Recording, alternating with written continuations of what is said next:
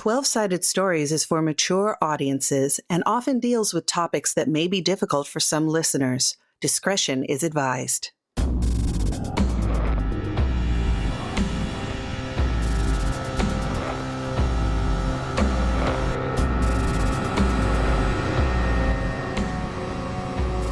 Twelve-Sided Stories welcomes you to Nanite Mist, our rules-light, story-heavy Cypher system actual play show.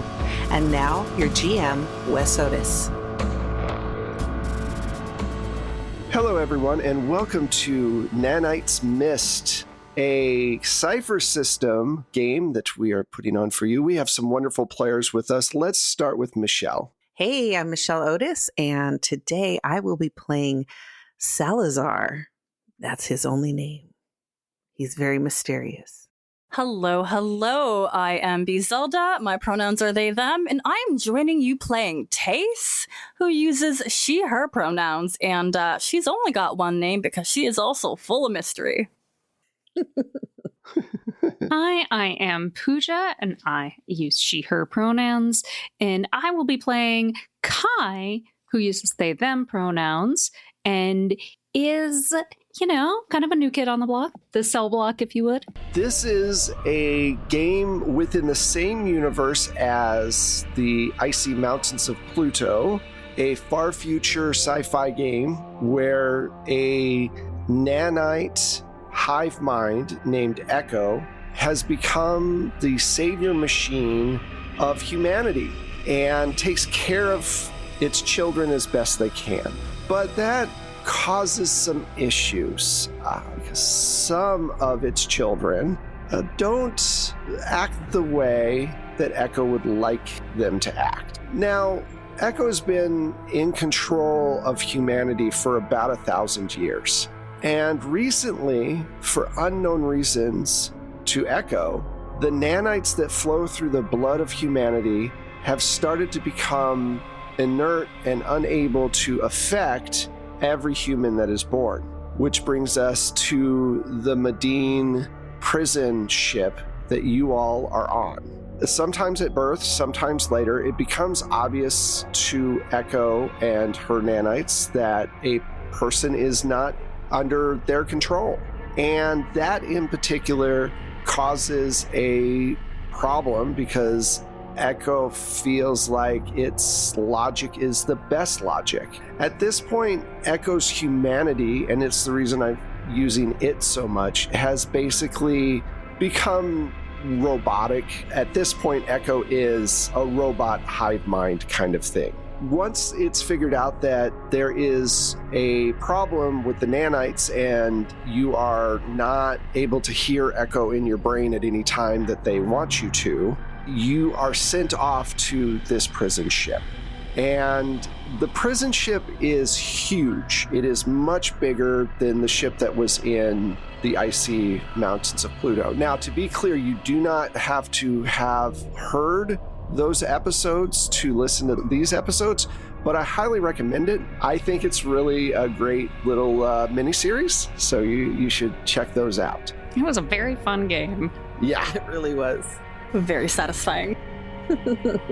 Basically, you're sent onto this ship, and there are mainly robots running the ship. These are AIs that Echo controls. It also has several human workers who are loyal to Echo, the people in the med bay, people who work with the prisoners on their work details, because you have to keep the prisoners' minds fresh and all this good stuff and entertained. So there are quite a few humans on board that are not prisoners, that just work there and feel that Echo is within their right to do this to other humans, because of course they have only your best interest at heart. So you're never quite sure exactly where you're at. So you constantly hear the hum of the ship going. Air is flowed through the hallways. There is the lunch cafeteria area, the med bay. There's a small arena where they put on either fighting shows where people can box or do something like that, or they'll put on plays or they'll put on whatever entertainment. There is no electronic entertainment, though. For some reason, Echo does not allow for any screens or other things that could possibly get hacked into or whatever. There is basically, you have you look like you have a question on your face. When you say electronic entertainment, does music fall into that category? I'm going to say yes. Ooh. And the reason being is because Echo feels that music, for some reason, gives humans hope to rise above things sometimes, and that's the best way to control that situation is by not having music. So there may be a performance of music at some point. Maybe one of the non-prisoners will put on a show or something if they're near a base or whatever, but it doesn't happen very often. Imagine landing that gig. Okay, we have a job for you. Oh, yeah? Yeah, it's a performance job. Oh, awesome. It's on a ship. Oh, a cruise ship? No, a prison ship. The Johnny Cash of the far future. Yes. Absolutely. I like to believe that, like, all electronic types of music have been outlawed in this world, and the only thing that is left is musical instruments themselves. Like acoustic instruments, you know? Exactly. Acoustic, like wind instruments, Yeah. cellos and other strings and things like that. But all, like, recording has been outlawed, and all electronic means of making music has been outlawed. And by outlawed, I mean, like, Echo literally won't let you do it physically. It is on one of these occasions, one of these entertainment occasions, you are sitting and watching a demonstration of gymnastics. There are different prisoners who are showing off flips and jumps and things like that in the little auditorium. This is after dinner, and you're sitting together in a group. You're all friends. There's a few other people sitting around you as well. Frederica, she is sitting behind you, and she looks concerned about something, and she keeps tapping her foot. You know how the bleacher seats, it stair steps down, and if someone's right behind you and they walk, everybody feels it. She's tapping her foot, and she leans forward, and she goes, "So I was up in the bridge area doing my chores." And she's saying this very low, and they're starting to do these experiments they just call extractions in order to help fix prisoners. Frederica, girl, you gotta be more detailed than that. What is going on? All I heard was extractions. They knew I was around. The head medical officer, Duncan, was there. He's human, and was talking with Echo through a screen along with some other people all at once, like a debriefing of some sort. And they were talking about extraction. I don't know exactly what that means, but it's got to be brain, like maybe lobotomies or something? That is the first place you go? Not like they're extracting some of our blood. No, you just think they're lobotomizing us. Well, they've been extracting our blood for a while now, right? I mean, how many of us have been, lost a little blood here or there? Did they tell you, or not tell you, but, did they say anything about who they may have done these on yet? I mean, it can't be a lot of people so far. I think we would have noticed if, a dozen of us had just turned up missing one day. Or fixed via lobotomy. Right. No, they didn't mention anybody or any prison numbers, but they said that they wanted to accelerate the program. So maybe they've only done it to a couple of people. I don't know. I don't know how to I'm just supposed to clean up the area and move on, so I couldn't stay for very long, but I heard enough. I sure the hell don't want to be lobotomized. That's such an old-fashioned Earth tradition, too. I ain't ever heard of somebody being lobotomized nowadays. And when did they even use them then? They usually don't need to lobotomize a person nowadays. They're full of nanites. They're controlled that way. Well, whatever the reasoning or whatever the word or verbiage we want to use, it's basically, it's not good. That's all I'm saying. My guess is there's some quality, something in us that makes us resistant.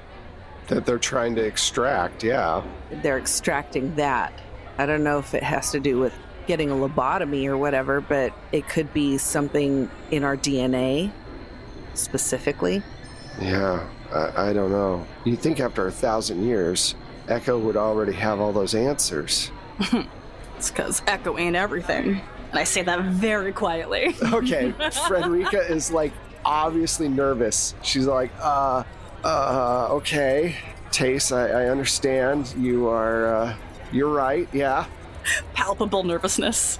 I mean, you don't have to be actually everything for it still to be a hell of a lot more than we are. Otherwise, we wouldn't all be here. Mm-hmm. Beyond this interaction with Frederica, I wanted to ask you, get this information. It's almost time for lights out. Is there anything that you want to do before lights out? On my way back to my cell, is there any way I can pass by the med bay and get a peek? Well, of course, there's always a way for something like that to happen. What fun would it be if that couldn't happen? Let's see. Sure, you have spin identity, which you can convince intelligent creatures and, I'm saying robots, that you are someone else. So if you want to sneak off through the corridors. Oh, I should mention, because I like doing this, there are canine robots. Oh. I'm sorry, why? They just sit there at attention. They never move unless told to. On a scale of 1 to creepy? What are we talking? Really creepy. I mean, just by saying canine robots, you're already at a 7. Mm-hmm. Pretty creepy. They never wag their tails, Doesn't feel right. They don't move. Every once in a while. If a kerfluffle happens, they will turn their head. So I just like using the word kerfuffle. But if something happens, if there's a fight or something breaks out, the dogs will move their head, waiting for the order to attack or to subdue, which are not very far from each other in what happens. Have we witnessed this more than a few times? Like, we know to watch out for those dogs. Yes. One thing that happens if it's a severe case is they have these arms that pop out of their backs that have either lasers or they have saws. Oh, nice. What? Yeah, because it's more cinematic that way for them to have saws that come out of their back. No matter how impractical. Did y'all just watch Mortal Kombat? That's what I need to know. No, we didn't. It's actually one of the Cypher.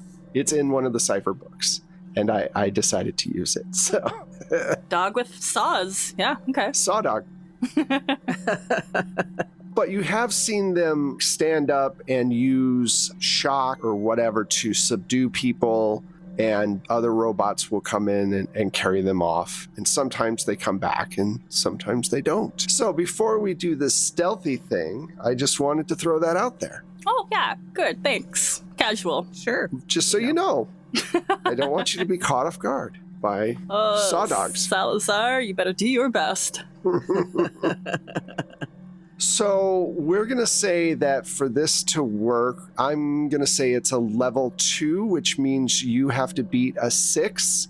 So when it says spin identity, it says 2 plus intellect points. Right. So you spend 2 points for the first level and then 1 point after per. And do you have an intellect, like an edge for that? An edge? No. Yeah, so it's 2 points to start. You have to use this on one of the guards that is near the medic bay to just get by them, and they think that you're maybe working as a prisoners work all over the ship. That's why Frederica was able to hear that conversation. So it's not... Before Michelle answers, I have a very important question. Sure. How fashionable are these prisoner outfits? Oh... They're not fashionable at all. That's the biggest horror of this game is just gray, Gross. Just boring. Not even orange. No color at all. It's just monochrome. The dogs have more stripes and colors on them than these outfits do. So, yeah.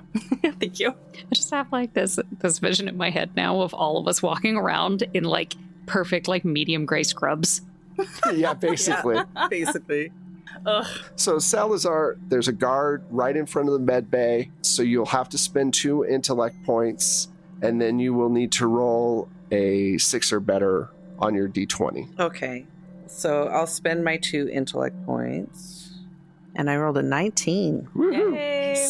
Okay, so yeah, you're able to slip by this robot. What are you looking for in particular? Extraction tools of any sort. And I mean, you know, I'm older. I've got like a gray mustache and beard, like goatee type thing, you know. People tend not to mess with me in general. And I don't think I said at the beginning, it's he, him. People just call him Salazar. That's it. What happened when somebody called you Sal? How well did that go over? Not well at all. They tend to keep an eye on me after that. Yeah. There are bays of computers all around, and you see a bunch of bays of beds that are separated by force fields. You can kind of see through them, almost like electronic sheets. And people are walking around and doing different things, and you see a computer terminal open if you want to give it a try to see if you can get some information. Sure. Okay. Just before you make this roll, you do notice that there is an injector, and it's basically a first aid injector that you could easily slip into your gray scrubs if you like. Of course. Is that a question? So write that down as a Cypher that you can use. And when you use it, I'll let you know how many points you get back. You make your way over to the computer, and you're trying to find out about this particular extractions, right? Or Yeah. do you have anything that helps you with computer use? No. You can still use computers because it's an advanced age. Everybody knows how to use computers and all that good stuff. It is a straight up roll unless you use effort to minimize the amount of levels it is. And I'm going to say, because this is kind of a semi-secret thing, I mean, they did talk about it in front of a prisoner. I'm going to say that this is a level 4, which means you have to roll a 12 or better in order to get it. Now, you can spend intellect points to lower that, and that's up to you. Yeah, I think I'll spend intellect points. Now, instead of a 12, you have to roll a 9 or better. I did not. I rolled a 7. Uh-oh. So close. I know. Yeah, you try to get in to this file that is locked down. You do your best to try to get past the coding, and you just can't. You could use that XP point that you already have to re-roll if you want. Do you want to re-roll and use that XP point, or do you want to keep going? That's so hard. I think I'll re-roll. Rolling ones are bad, just so you know. Oh, Yeah. good to know. Are rolling 20s like crits? 17 through 20 get a little bit of a bonus for those. So I rolled a 17 this time. Awesome. So sure enough, all of these files start coming up, and they are trying a new thing where they are implanting cybernetics into people's brains in order to control them. So it's not really an extraction as it is a upgrade, as it were. Also, now you've heard of synth people before, and what that is it's people with cybernetics who are robot, but who you can't tell. They look human, and you can't tell. There is in the report that this has not worked on any prisoners yet, but it's possible that Echo has put one of these cybernetic people on the ship. It doesn't say which one, but there is a cybernetic person who could be anybody watching things. That's the information you get. Great. All right, so I sidle back out of there, see if I can catch up with my friends. Enjoying the show? Then take a moment to join our Patreon, support the podcast, and get early access to episodes and bonus content. Head to 12-Sided Stories Patreon today. Yeah, you all get back to the dormitory, an idea of what these dormitories look like. They basically look like boarding house places where everybody has a bunk bed and a small area with a foot locker they each get. And they are, at this point, they're two, like the top bunk and the bottom bunk, and then a foot locker at the front and the back, and then a space of like 10 feet between the next row and about 2 or 3 feet between the next bed. And all of you file in.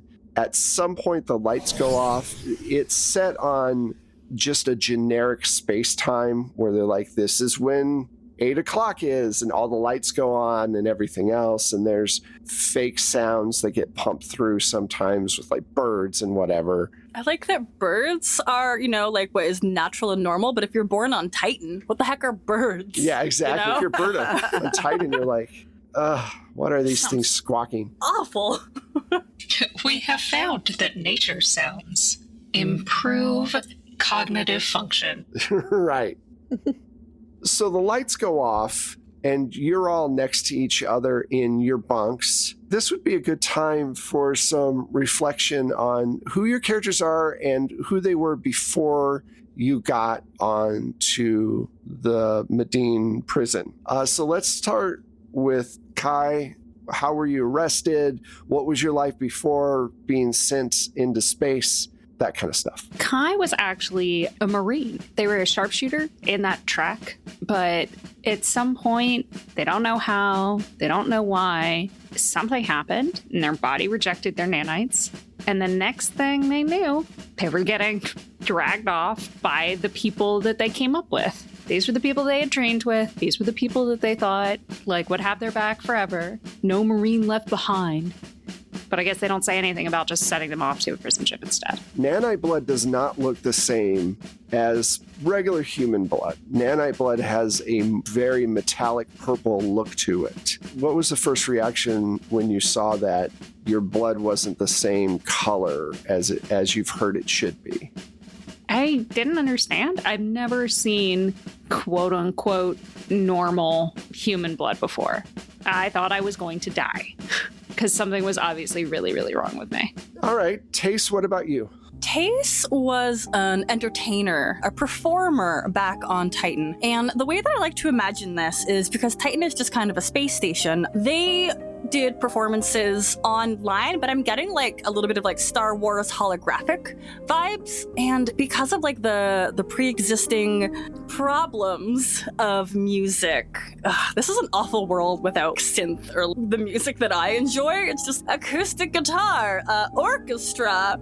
Well, they're performing, singing and dancing, things like that.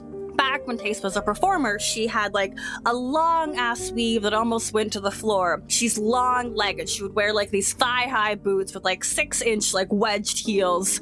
And it was all a wonderful performance. And then there was this horrible, horrible day where she would perform in an area that was her home, but it was also a stage that could be broadcast online. And, she's going through her regular routine and she hits the ground with what's called a death drop, where you tuck one foot underneath your butt. You kind of hit the ground in this dramatic moment, and as soon as her body hit the ground, blood just comes pouring out of her mouth.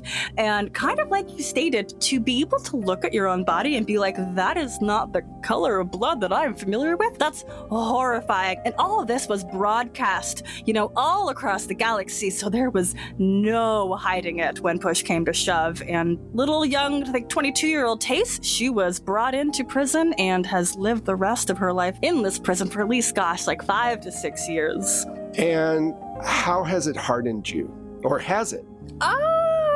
I think she's still as arrogant, conceited, full of attitude as she ever was before, but underneath all that, there's a lot more grit, being exposed to the harsh realities of the world, that not everybody has a place unless you fill in this very specific form of human being. That was a lot to swallow, and I think the first 2 years, she probably fell into a horrible depression until, the guards around here are like, hey, like poking with a stick, like, you can't be depressed. You gotta keep you entertained at least a little bit. And just through like sheer force of will, the idea that she realized, like, you know what?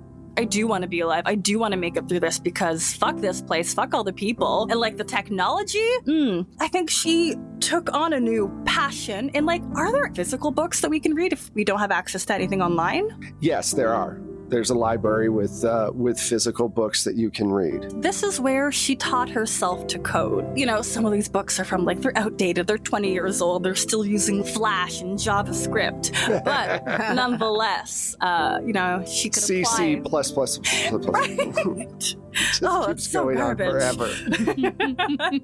You have your friends. Is there anyone that you have gotten a romantic relationship with or some kind of connection beyond just friendship, or have you kept everybody at a certain distance? Oh, Tace has kept people at arm's length. Never again. This is not the place to trust people. The fact that Salazar and Kai are even in her circle is saying a lot. Right. Cool. One friend that you have is the librarian. Who are they and what's their names? I'm totally putting this on you. Oh, that's fine. Her name is Lawrence Cheney. Nice. Bigger woman, big red hair. If there was room for personality, she would probably be a bit like an enthusiastic, boisterous person. But considering the setting and the environment, it's kind of like when you've seen somebody just beaten down and they no longer have the will. Right. But then, her and Tace got a little bit closer because they shared a passion of literature and like old Earth literature, which is just wild. Like, who even knows about lobotomies? Tace does because she read about it. Cool, great. Salazar, you are prisoner number 1, the first one that they threw into this place. How long were you alone for before another person joined the prison? Well, I was never really alone. I had the drones around, poking me and prodding me and experimenting on me to find out why the nanites weren't taking. My life before this, I was a doctor, and I was one of those drones, and I was actually doing research to find out how to better enhance the nanites, because that's what Echo wanted. And I ended up creating accidentally, and I caught my own virus. Not a computer virus, it was a physical virus. And as a result, I ended up just spewing nanites out of everything. Yeah. I didn't say it would be pretty. Nah, never is. Mm-mm. And I think the virus might have spread, and that is why there are just a handful of people unable to, that's my theory, but they won't let me in a lab ever again. And I've been here a long time, and it was probably, I'm going to say 10 years before there was another prisoner. How do you maintain your sanity? Who says I did? Oh, no. No, I think Tace and Kai are the very few he has ever just not hated on contact. Because he was alone for 10 years. He worked out a lot and learned a lot. He's the one who told them, you need a library with books and you need this and that and the other, But they don't trust me at all. They never will. I think that's why he's so grizzled and not trusting of very many people. How much did you hate the new prisoners who came as like a reminder of why you were even here? I didn't. I see this as, it's a physical prison, but mentally I'm free. We all are. And that's what Echo doesn't like. That's why we're on this ship. I would love to be able to spread this everywhere. So, Patient Zero, what was the last interaction you had with Echo, and how'd it go down? Well, after expelling my nanites, I was lying on the floor of the lab, and I couldn't hear Echo in my head. It was very strange. And then I heard Echo over a speaker talking to me and asking me why they couldn't communicate with me anymore and what was going on. I was freaking out. I didn't even know what to say. I was just screaming, not knowing what to do. And every once in a while, I'll talk to the speaker Or I'll talk to someone who I know has nanites, one of the drones. I call them drones now, all of them, because they're all being driven by the same mechanism. I'll talk to them so I can talk straight to Echo. And then other doctors who worked for Echo were trying to put nanites back in me, and they would not take, and basically tell her to fuck off. Yeah. I think that's why we bonded. Just the visceral hatred of Echo. Echo took everything away from me. I had a wonderful career until that jerk robot. I have some choice words about them. I think because I'm the one who created this virus, Echo has a personal dislike of me. Each of you can answer this. Why do you think Echo keeps any of you alive? For me, I think it's because Echo wants to be seen as the benevolent savior. To murder us outright, people would know because they're on the Nanite network. Everyone would know. Whereas keeping us on a prison ship, it's easier because now we're not on the network anymore and people can't see us. But we're not dead because they don't. I don't know what it is now because it's Echo, right? Yeah. I'm sure if you started using God, Echo would be fine with that. God is a good pronoun, I think I'm going to say it because I want to be deliberately insulting to Echo. And I'm going to say it because Echo is not human. And if Echo ever was, it hasn't been human in a very long time. Tace, what about you? Why do you think Echo keeps you alive? I'm still reading books to figure that one out, I think Tace subscribes a lot to what Salazar has to say. They kind of defer to him a lot. He's not only the wisest, but the grayest. And folks around here don't get too gray without problems, Right, absolutely. Kai? I mean, at least in training, you never threw away what was useful. True. Harsh, but true. If she's going to figure out why or a solution, these are people, well, to Echo, these are bodies that are useful while they're breathing. And that use may be to figure out how to get rid of this virus so it won't spread. Mm-hmm. So around, you don't know what time o'clock because the lights haven't gone back on. You hear a few bunks away from you the sound of Frederica speaking very loudly. I don't know. I don't want to be stopped.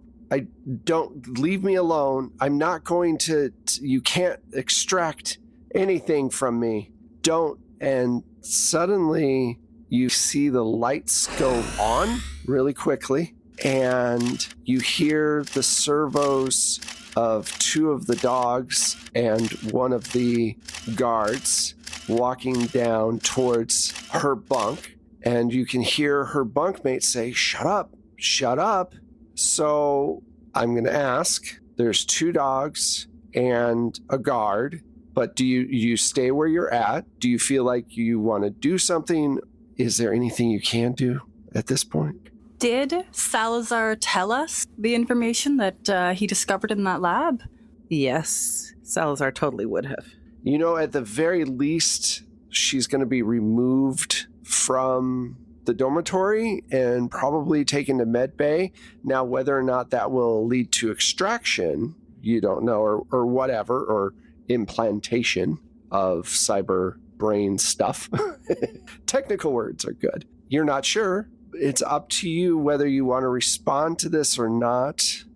Tangling with the dogs and the guards is very dangerous. So what do you all want to do? I mean, we all bunk here together. Mm-hmm.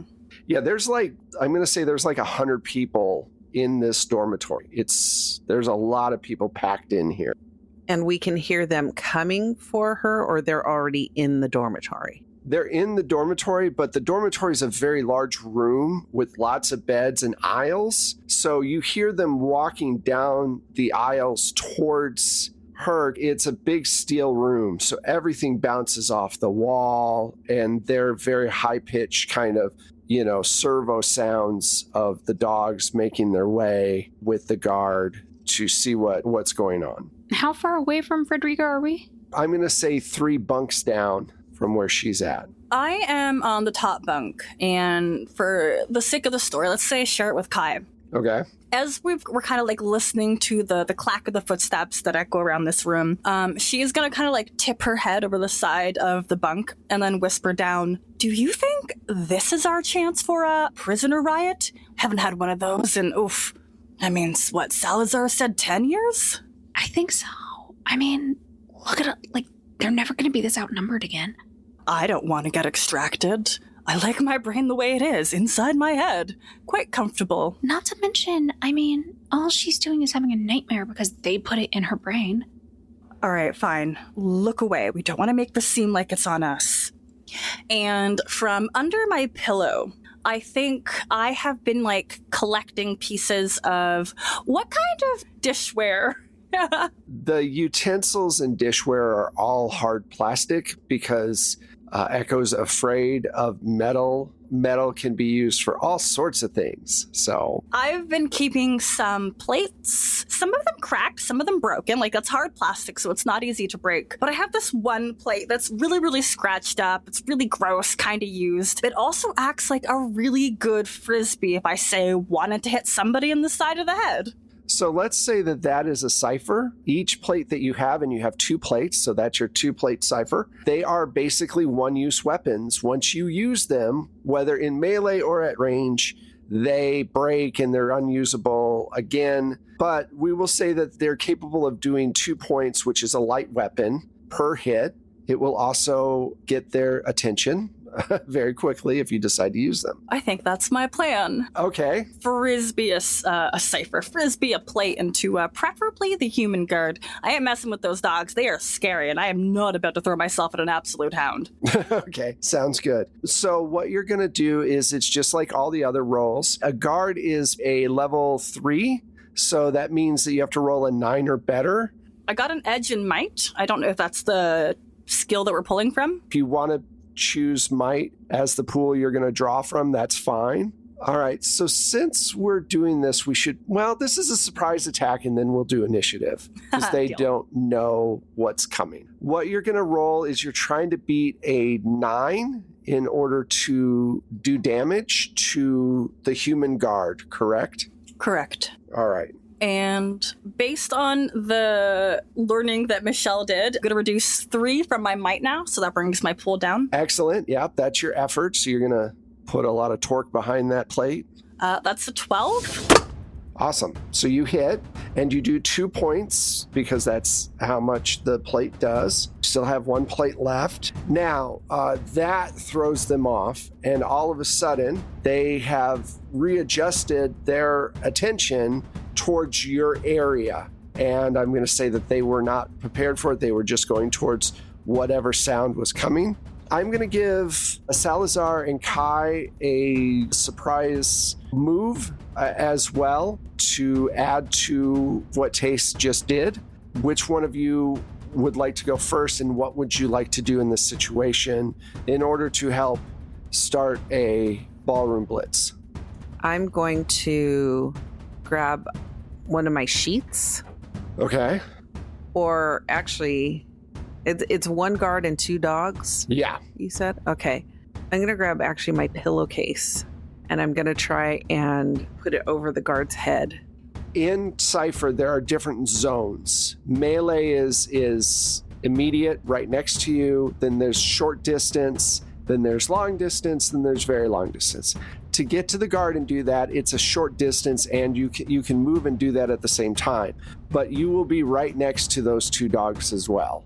Actually, okay, instead of doing that then, Okay. I'm going to take my sheet. I'm going to throw it over the dogs.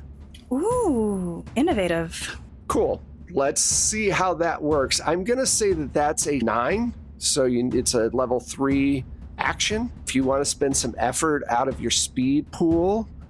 Okay, then I will spend 3 of my speed. Okay, so that will put you down to a 6 or better you need to roll. And I rolled a 6. Okay, perfect. Explain how you get this dog caught up in a sheet. And to be clear to the people who are listening, these are robot dogs, not good boys. So They're not good boys at all. No. They are We would never hurt good boys. That's BOI. So go ahead. So, okay, I have my sheets, and just as they are passing me, I come around behind and I throw the sheet over one of the dogs and kind of throw and scoop to knock it off its feet. I have an intrusion. Would you like to pay an XP, or would you like to take what I'm going to do, which is the dog takes off in a way and you're still holding on, and you basically fly with the dog in a random direction as you're pulled away from the main area. So you get 2 points if you take it, or you have to spend a point to say no to it. Well, I have no XP, so I'm going to have to take the 2 points. Well, okay. So who would you like to give that extra point to? They may need to use it in the very near future. So you're only ever allowed 1 XP? No, you can have more than 1 XP. It's that when you get it this way, you have to give away the extra point. Okay, then since Taste has already gone, I'm going to give it to Kai. Okay, cool. Thank you. They might need that reroll. Who knows? I know, right? So suddenly you put the sheet over the dog. Robot dog freaks out, who then immediately shoots off to the side between the beds, and you're being dragged along. Like I said, there's zones, so there's immediate, then there's short, and then there's long distance. I'm going to say that it runs all the way, and you finally let go around the long distance, so you're 2 zones away from the human and everything else. This ruckus that you make, this big, and I'm describing it, there's all this noise going on, actually gets other people in the dormitory to respond. They see that things are afoot, and they start to get off their bed and start to help out with this robot dog, throwing more sheets on it to try to keep it from raising its arms and cutting through things with its saw blades. So that brings us over to Kai. Kai, what would you like to do? I am going to, now that I see people are awake and they're moving, and I'm going to yell in our area, extraction means airlock, you're not gonna jettison me, and launch myself at the guard and just try to, bash them into the next set of bunks. Yeah, you yell that and people start responding even more. This guard is to hit him straight on. It's going to be a level 2, so you need a 6 or better. You can either just roll, or you can spend some effort to make it even easier. It's your call. I think I'm just going to roll on this one. Okay. Now, just so you know, there is still a single dog next to this guard. So yes, but I'm hoping, the hope is that with all of this riled up business, and as I take the guard into the bunks, that there'll just be enough going on that I might be able to separate myself from the dog. Okay. It's like how it would really work, in the movies when someone sees somebody stopped in the middle of the street and they go and they run full tilt at that person and they push that person out of the way, but they end up stopped dead center in the road. But really, when you hit somebody, you would both go rolling for a little while. Yeah, because that's how mass versus that's whatever. That's how physics is? Physics is, yeah. So you're trying to hit this guard hard and keep going. Absolutely. Hard science fiction right now. So Crunchy sci-fi. Oh, good. I rolled an 8. Go ahead and explain your launch and your hit as you slam into this guard. And are you trying to do damage? There's another question. Are you... No. This is a pinning and getting away from, so I could separate him and the dog and get more people involved. Sounds good. So I leap off my bunk, step on the person who's in the bunk next to mine on my way through to tackle the guard and send them crashing a few feet down within the range of some more different prisoners. All right. So when you tackle them,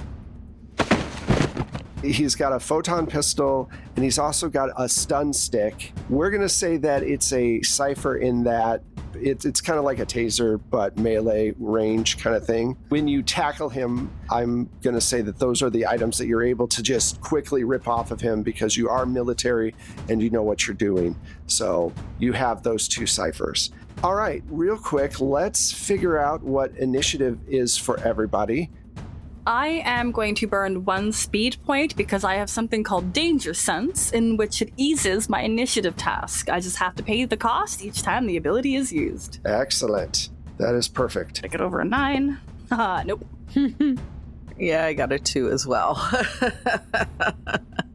I got a 7. I got a 2. Oh.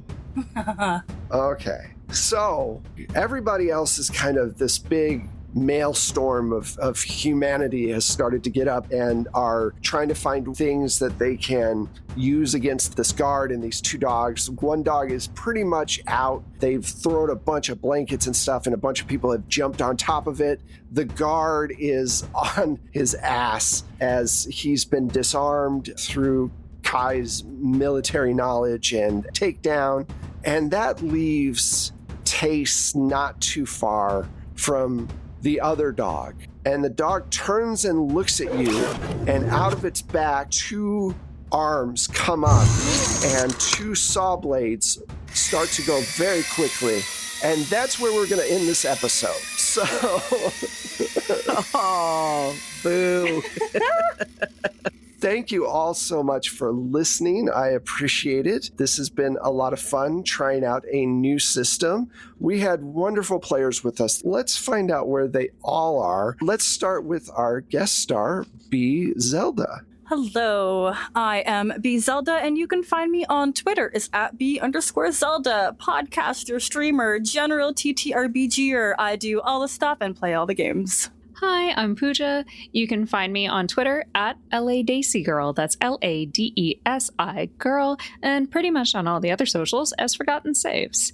I do other RPGs on Happy Jacks RPG, both the Twitch and the podcast there, and then on It's Probably OK's Twitch channel. Hey, I'm Michelle, and you can find me on Twitter at Michulu. That's MICHULHU. And you can find my music on Plate Mail Games through Drive-Thru RPG, or you can subscribe through BattleBards. And I am Wes Otis. I have been your GM for this game. You can find me at Plate Mail Games on Twitter. For the show, you can find us at 12 Sided Stories. That's the number 12, and then Sided Stories on Twitter and on Instagram. Or you can find us on our website, 12 Sided Stories, just spelled out. If you'd like to help out the podcast, you can give us a review or give us a shout out or join us on Patreon. And that's it. Thank you all so much for joining me. And we'll be back in a week with part 2 of our little story here. Bye.